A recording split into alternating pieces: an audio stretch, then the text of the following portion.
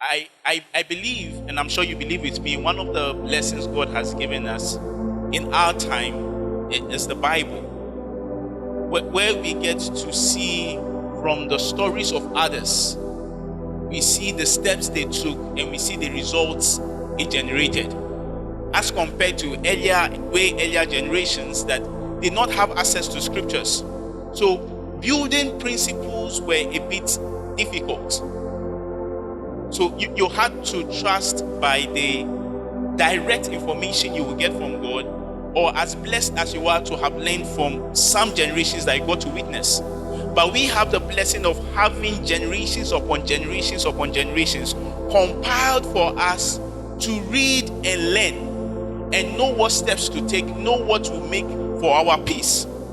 But then I find that in reading the scriptures, sometimes when you see the stories of some of the people in the Bible, it can be very intimidating. When you see the faith exhibited by people in the Bible and you compare it to your life today, it can be very intimidating.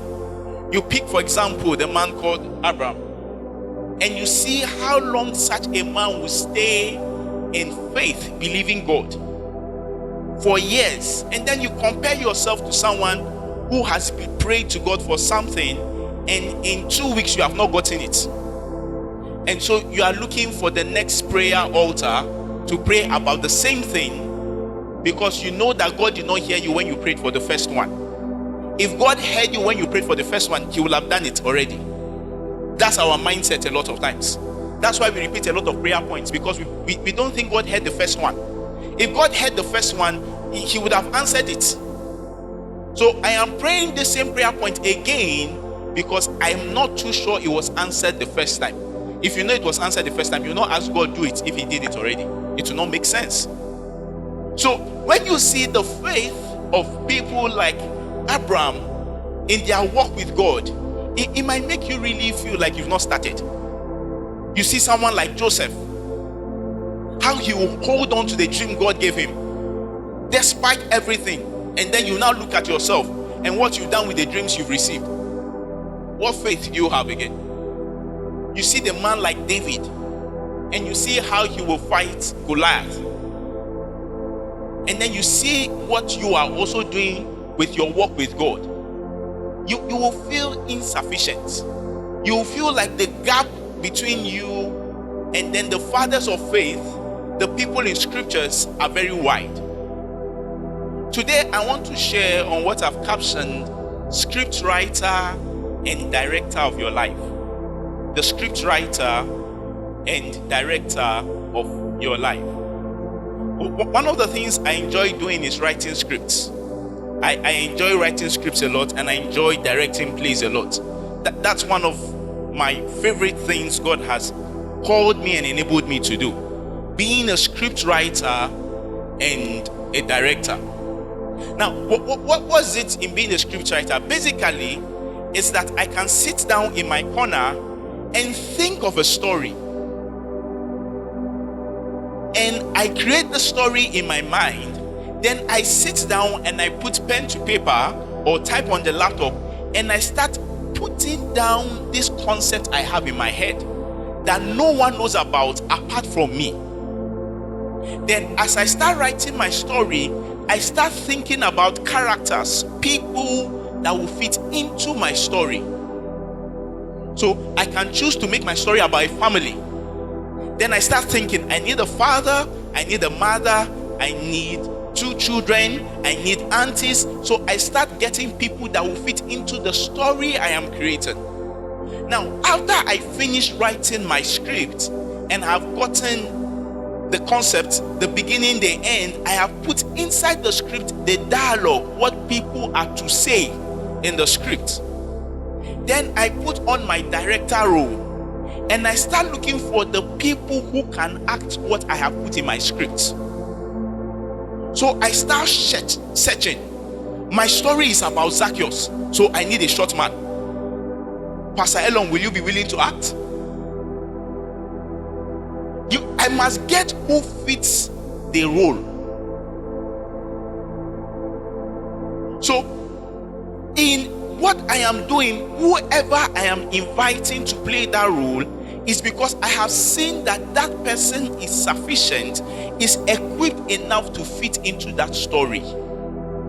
So I will get various people and I will get them to act. Then we will do this in front of an audience. That's if you are doing a stage play. Now, these people are going to watch what was in my head that I've put into paper and have gotten people to do. But they don't know the storyline. They are just observing it.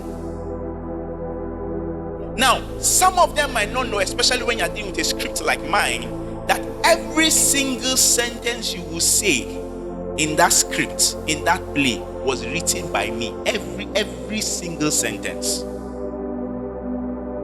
So the script is heavy. Because from how are you to everything is written there. You might have occasions where people might go slightly off the script in one or two sentences, go their own way. By the end of the day, they must come back to what I wrote. So from the people who are watching, they might see that, this person, he has nice choice of words. They have no idea that he's saying my words that I wrote down. Oh, this one is more funny than this one. I created the character to be more funny than this one. I can swap it and make this other person now the funny character.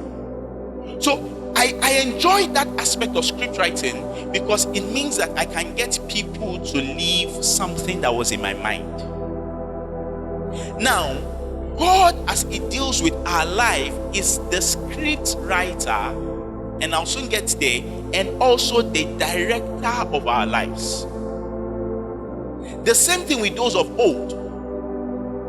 So when you see a man like Abraham display great faith, it's amazing. But that was a script written for him. If I'm looking at Abraham and I'm looking at myself and I'm trying to analyze the things Abraham did, how Abraham was fervent in God for those 25 years, not doubting God one bit, I would question my faith when I see how I've doubted God. Except I understand better the concept of how the Bible was written. Because the Bible in itself is a script that was inspired by the Holy Spirit, not necessarily the actors in it. So when you read about a man called Abraham and you see the way Abraham conducted himself, you will not realize the aspect of his life that was the script and the comments made by the script writer.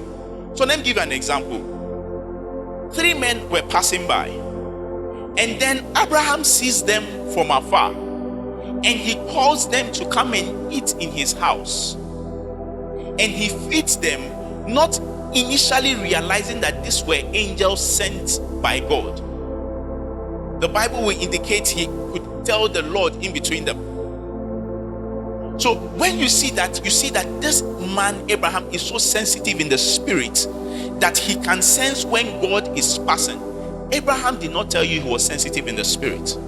It is Moses who is now telling us about Abraham, that is giving us a background idea that God was going to do something in Sodom, and God says, is it possible that I would take such a step without first speaking to this my friend Abraham?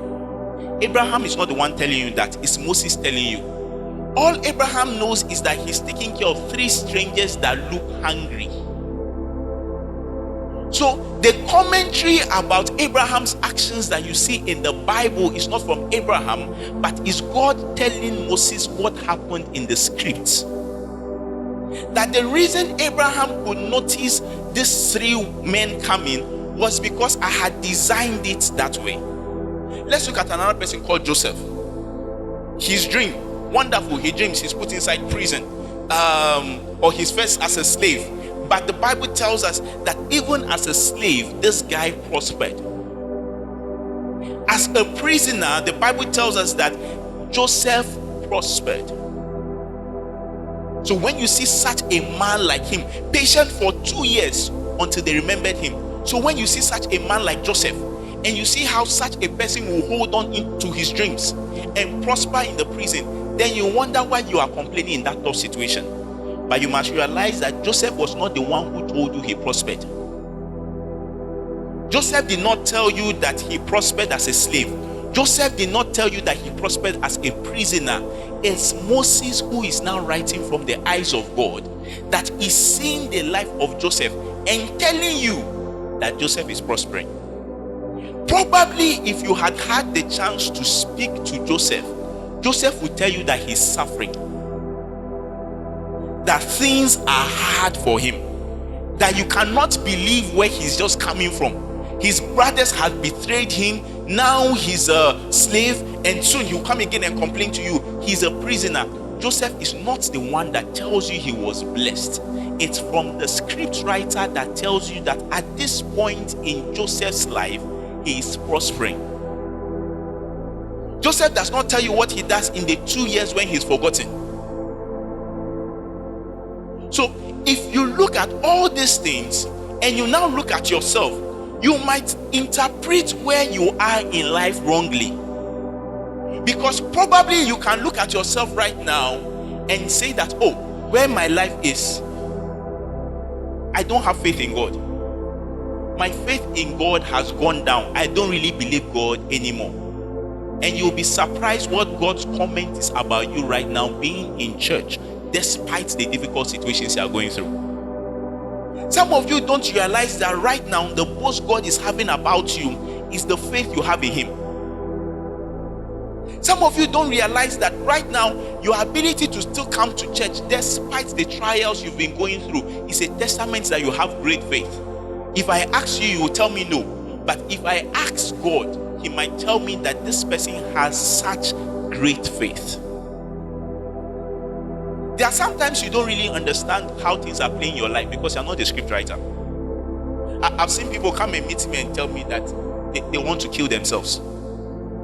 Someone came all the way from Kaswa, booked a meeting to come and tell me he's been planning to kill himself. And I was wondering, that's a lot of hard work. To pick transport from Kaswa, you were patient for the church to get filled. It brought you and it dropped you at Zogo Junction. And you still pick another church to come and meet me here to tell me you're about to kill yourself, knowing that I will not give you a knife to kill yourself. That I would tell you that no, there's hope. Don't kill yourself. What does that tell you? You don't really want to kill yourself.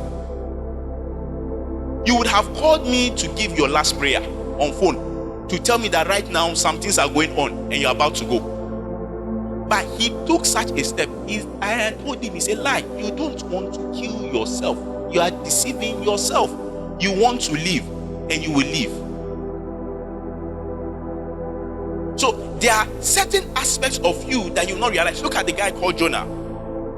Jonah is there and God says, go to Nineveh, go and declare my word. Jonah looks at this thing and says, because God says he's going to destroy them for their sins. Jonah analyzes this thing and he says, if I go, the way God is, He might have mercy on these people and I'll look like a false person. So he decided to run away and he picked a ship going to Tarshish. And there we see the storm and how things happened. And the people were scared. And Jonah comes to tell them how they can be saved. He says, throw me into the water and there will be peace. Then they did that, and then we saw how the whale came and swallowed Jonah for 3 days. Then he prayed to God in the belly of the fish. And then God sent him, and then Nineveh repented and everything. So when you analyze the life of Jonah, Jonah was a man who was going on his way and he disobeyed the instructions of God. And so God had to teach him a lesson that will be from the mouth of Jonah. Then we see someone who is the scriptwriter come in years later, and then a generation, now I'm talking of Jesus, the Pharisees came to meet him and they said, we want a sign. Give us a sign. Then Jesus said, there's no other sign that will be given to you but that of Jonah, who for 3 days was in the belly of the fish. And he says, so shall the Son of Man also be. And Jesus said that the children of Nineveh will rise up in judgment against your generation because they believe the words of Jonah. All of a sudden, we then get to see that how things played out with Jonah was not a question about Jonah. Jonah was living a script he did not know. Jonah was, I like the way Raphael nodded his head. When I said Jonah was living a script he did not know, he was like, yeah, you're preaching well. Now, Jonah was living a script that God had designed, because years later, some people will need a sign. Jonah, you were a sign. You were a sign of how the Redeemer was going to come and be 3 days, and people would think that redemption was not possible. Because 3 days Jonah is in the belly of the fish. So what should we think? The gospel that will reach Nineveh is not going to happen, because now we can see Jonah is in the belly of the fish. He can't come out of there anymore. So it is that Jesus was going to be in the grave for 3 days, and everyone was going to be relaxed, knowing that the devil has won. The gospel was not going to come out. But we saw what happened on the 3rd day. And so it was with Jonah. And so it is with your life. That there are aspects of your life that you don't understand, that it is playing out according to the script of God. So you are not the script writer of your life. You are not. There are some series you will see, they can be like 7 seasons. It means, let's say, for a period of like 7 years, you see them. And when you speak to some of the actors and you ask them, in season 5, will you still be acting? Some of them will tell you they don't know. It is each season they get to know that you're in the next one, your character will die, your this will do. So they themselves acting don't know. It's the one that's written the script that will now tell them that in season 4 you are dead. That is it. And sometimes we might not like it, but the person who wrote the script, he liked it, and so it will happen. So the first thing is that you are not the script writer of your life. Then the second one is that the people around you equally are not the script writer of your life. So they cannot effectively interpret how things will play out for you. Sometimes you can even check with past incidences of your life. Those close to you, check how they will narrate your experience. I've had so many instances where I've seen people very close to me talk about my life, and I'm wondering, who told you that story? When I talk, I'll correct it myself. Who told you that one? But people will take it serious because this one is so close to me. But that's not true. Please turn to your neighbor, say, you don't really know much about me. Now say it, but don't smile. Let the person become scared because they don't really know much about you. Tell the person, you don't really know much about me. So God is the script writer of your life. Jeremiah chapter 29 and verse 11. Jeremiah chapter 29 and verse 11.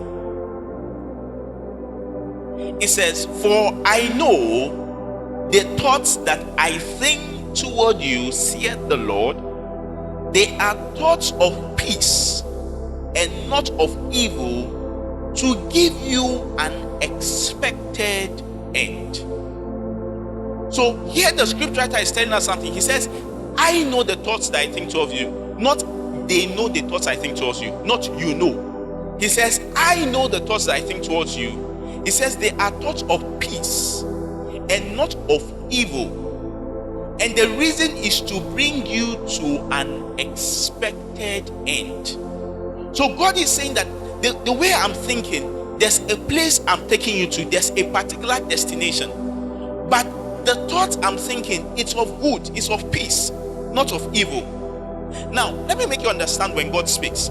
When you see God speak and he tells you that what I'm thinking about you is of peace and not of evil, it means that when you study the way things play out, you might be confused a bit whether there's a bit of evil in the plans.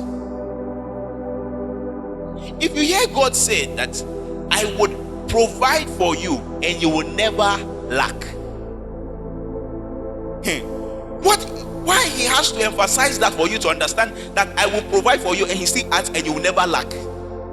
It's because you will go to your fridge one day and you will open it and you can see yourself in the fridge. It means there's nothing inside there to stop you from seeing your reflection from the white thing there. So when God tells you I will do something, when God says that my presence will go with you, talking to the Israelites, and I'll give you rest,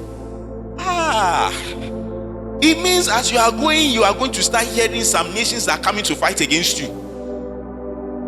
So if he says that the thoughts I think towards you are thoughts of peace and not of evil, it means that as you are journeying, you are likely to see some things that look evil, but then you must remind yourself that it's not of evil. It might look that way, but it's not of evil.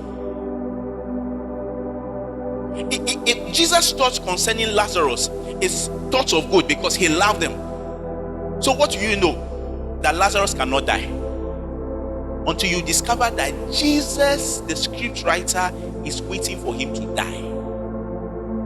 So in the script of Lazarus, Lazarus must die. So why did the devil kill Lazarus? No, you've not read the script well. He killeth and he maketh alive. Do you know that someone can be injured and the doctors want to treat this injured person, severely injured, and then they will induce coma to the person because of a glory they want to work out in your life? You were not unconscious. You were okay. You were alive. They can ask you what is your name, and you say you are fine. Next minute, the doctor comes and says, "I want to make you way better. You are in so much pain, and what I will do is that I will induce coma." Now you will not be able to respond. Now they will touch you. You cannot feel anything, and the police will not come and arrest the doctor. Any other person can try to be arrested, but why won't they arrest the doctor? Because they know the doctor can induce coma and bring you out of the coma. So Lazarus, according to the script, the expected end is there, but there's the script that has been written of him. Now Jeremiah chapter 10 and verse 23, it says that, "O Lord, I know that the way of man is not in himself. It is not in man that walketh to direct his steps." Let me take that again. It says, "Oh Lord, I know that the way of man is not in himself. It is not in man that walketh to direct his steps." Now we are going to the director aspect of God. He says, "I know that the way of man is not in himself." So it is not man that has designed how his life should be. Even if we step out from the spiritual, really, you are not the one that designed how your life should be. Now we are taking out the God dimension. If you ask most of us when we're growing up, and the younger ones here, what we wanted to be in future, and the young ones now, what you want to be in future, you can think you are speaking out of your mind and say, "I want to be a lawyer, I want to be a doctor, I want to be a footballer, I want to be a nurse." All these things you have mentioned, really, it did not come out of your mind. It came out of what has been programmed around you. You might not hear someone easily say, "I want to become a farmer," because we've not seen so many rich farmers here. We have exalted certain careers. So the reason the person is saying, "I want to be a lawyer," is not because it came from your mind, though. It came from all the things that you've heard around you, all the things that have been programmed around you. Jeremiah is saying that, "I know that the way of man is not in himself." And he says, "It is not in man to direct his steps." So there are steps you have taken in life that was directed by God and you were not aware of it. That the reason why you might have had to resign from a particular job was not because of what the person said to you, was because God directed your steps. The reason why you had to leave a particular place to go to another place is because God directed your steps. Psalm 37 and verse 23 says that the steps of a good man are ordered by the Lord, and he delighted in his way. So it says, if you find a good man, his steps are ordered, they are commanded, they are directed by the Lord. So if you are a good man, if you are a man who has submitted to Christ, your steps are not ordered by you, they are ordered by the Lord. They are commanded by the Lord. The Lord has directed how things should play out when it comes to your life. So there are places you will go to that you had no idea God ordered your steps there. When you check in the book of Judges, you see the man called Samson. Samson, whilst there, he started having desires for women outside the children of Israel. So we'll consider them women who are not born again. That's where his desires were. And then you would discover that his parents were against him doing that. Why? They knew he shouldn't do that. Because the Israelite had an instruction that you must marry from Israel, from God's people. But here's Samson having a desire for a woman outside. But your Bible intentionally teaches you something that most times you don't read. It says his parents did not know that God had put that desire in him so that he would stand against the Philistines. So in the mind of Samson, he's desiring a Philistine woman. The Bible tells you that God puts that desire in him. Samson did not know. Samson did not tell you. In conclusion, I will touch on the Delilah part. But Samson had no idea that his desires were as ordered by the Lord. So there are steps in your life that people might not understand. And because people might not understand, you yourself are questioning yourself. It's because you don't understand that the steps of a righteous man are ordered by the Lord. They are commanded by the Lord.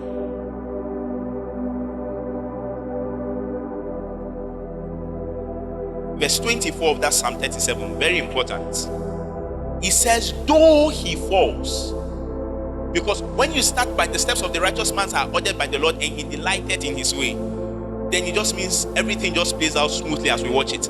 Then it adds in verse 24, it says, though he fall, he shall not utterly be cast down. And he explains why. For the Lord upholdeth him with his hand. So if you see a righteous man fall, don't assume God has stopped directing him. It says, though he falls, if you can look carefully, you might still see him on the ground, but you still see that there's a God that has held his hand. That although you're on the floor, you will not go wrong. You will still come back in the right path. So though he falls, he says he shall not be utterly cast down. There is a reason, because the Lord is still upholding his hand. So you might find his whole body on the ground, but his hand is still being held by God. God is still directing him in that path. You might see Samson down in prison, but down there God is still upholding his hand. He will still have victory in the prison. Though he fall, God is still upholding his hand. You might be in a situation where it looks like you're falling. You must still look up and see that God is holding your hand right there. God is holding you are still being ordered by God even in that place. Here's a guy called Peter, denying Jesus 3 times. But Jesus told him ahead. He says, I have prayed for you that your faith will not fail. And when you are converted, strengthen others. So what Jesus says is that my prayer is that your faith will not fail. And we know that Jesus' prayer will definitely be answered. If not, then who are we to also pray? So Jesus prayed that Peter's faith will not fail. Then next thing, we are seeing the way things are playing out. We see Peter decide to forsake Jesus. He denies Jesus 3 times. What will you tell me? Peter's faith has failed. But thank God you are not the scriptwriter. The scriptwriter said ahead of time, I've prayed for you, your faith will not fail. And then Peter goes his way, he goes fishing. The women are the ones that go and look for him. And when Jesus comes, he says, send for them. Peter comes and Jesus asks him, he says, do you love me? Feed my sheep. Jesus was not speaking to Peter as one who had denied him, as one whose faith has failed. Jesus was speaking to Peter knowing that this is one who is still believing in me. So although Peter looked down, there was still a Jesus that was upholding him. So when Jesus came and called him, he ran there quickly because really his faith had not failed. Can you prophesy to your neighbor that looks like their faith has gone down and tell that neighbor, say, your faith has not failed? And so he was still brought back. But here's the thing. Now you have the fact that there's a scriptwriter who has written things about your life, and he's also the director of your life. And so there are things about you you don't understand that God understands. There are things about you will not understand. Ojokebet, who has given birth to a child, and that child has come at a point when they want to kill sons, that you might not realize that this is what Jesus or what God is doing in his time. So if you don't understand the script of your life, although you might be living the script, you might not have the joy of enjoying it. Because you might be Joseph in the prison and be complaining every day, not knowing that you are prospering every day. You might be a Joseph in the prison who has not realized that you have taken a step into greatness from leaving Potiphar's house into the prison. But if you had known, maybe you have spent time enjoying and giving God praise for the advancement of your life when it looks like you are going down. So knowledge of the script of our lives is then very important. In Luke chapter 4 and verse 17, Luke chapter 4 and verse 17 to verse 21, it says, and there was delivered unto him the book of the prophet Esaias. And when he had opened the book, he found the place where it was written, the Spirit of the Lord is upon me, because he had anointed me to preach the gospel to the poor. He has sent me to heal the brokenhearted, to preach deliverance to the captives, and recovery of sight to the blind, to set at liberty them that are bruised, to preach the acceptable year of the Lord. It says, and he closed the book and he gave it again to the minister and sat down, and the eyes of all them that were in the synagogue were fastened on him. And he began to say unto them, this day is this scripture fulfilled in your ears. The Bible says that Jesus, when he got there and the book was given to him, he found where it was written of him.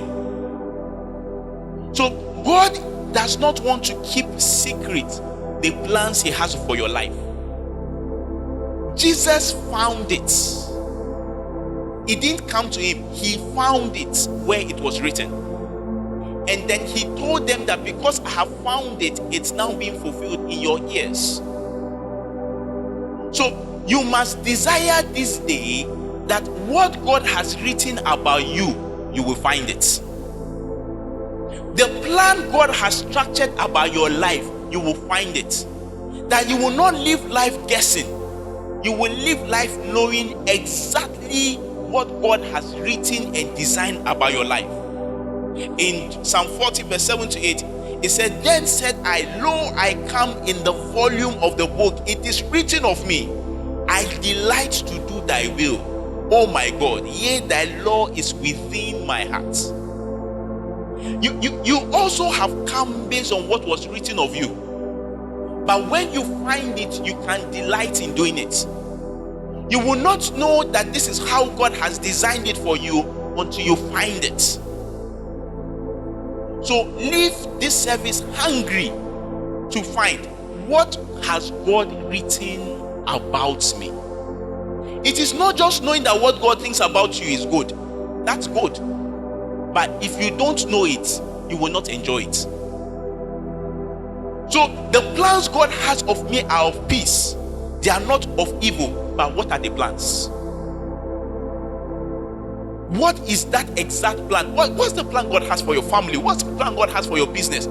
Does God have a plan for you in ministry? Does God have a plan for you as an individual? Does God have a plan for you in politics? What is His plan for you? In Matthew chapter 1, we see how, verse 20, we see how the angel of the Lord had appeared unto Joseph. And he told him, do not be afraid to take Mary, your wife. He says, for what is conceived in her is of the Holy Ghost. I start reading from verse 21. He says, and she shall bring forth a son, and thou shalt call his name Jesus, for he shall save his people from their sins. Now all this was done, that it might be fulfilled which was spoken of the Lord by the prophet, saying, behold, a virgin shall be with child, and shall bring forth a son, and they shall call his name Emmanuel, which being interpreted is God with us. So the man Joseph, who fears God, he's engaged to a woman called Mary. All of a sudden, Mary is coming to give him an information that she's pregnant. But Joseph fears God. But his fear of God was about to lead him out of the plan of God. This man, he fears God. He wants to do the will of God. And that desire, that fear of God was about to lead him out of the plans of God for his life. How? Because now he's about to shift away from a woman who is pregnant without him knowing anything to do with it. So the best Joseph can interpret from Mary is that Mary has gone to commit fornication somewhere, and now she's pregnant. And Joseph fears God so much that he wants to associate with her. And yet that would have led him out of the will of God. But then the angel came to meet him to make him understand the script of God for his life. That this thing that people will mock you about, that they'll question you about, that you have lived an unholy life, is actually part of a script. Because it was written ahead of time, as God spoke to Isaiah, that a virgin shall give birth. So Joseph, this confusion in your life right now is my script. And this is how you should go about it. Don't throw her away. If Joseph never knew what God wrote about him, Joseph will step out of the will of God. The same way for someone here, if you don't know what God has designed for your life, if you don't know it, not that you know it is good, if you don't know it, you might take steps in your mind in righteousness that has led you away from what God has planned for you. You might be so dedicated to come and serve in church that you will not realize that intentionally on this particular day, God wants you to go and meet this particular person to bring deliverance. But you're a very serviceable person. You are so committed, you cannot be late for church, that you don't realize that this day, God has designed that you must necessarily pass through this particular place. If you don't understand why your car had to develop a fault in a particular place, whilst you are going for this particular church program, you might leave your car there because you are so zealous for God and pick an Uber and rush to church to come and serve God, not understanding that it was scripted for your car to stop there for you to help somebody just by that side.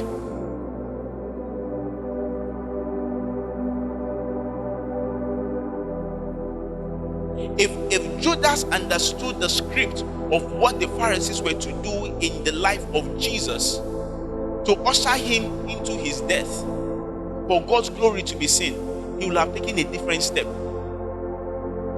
than selling his destiny for 30,000. So we are about to pray, but where's the prayer to come from? It's a knowledge to know what God has written, scripted for you.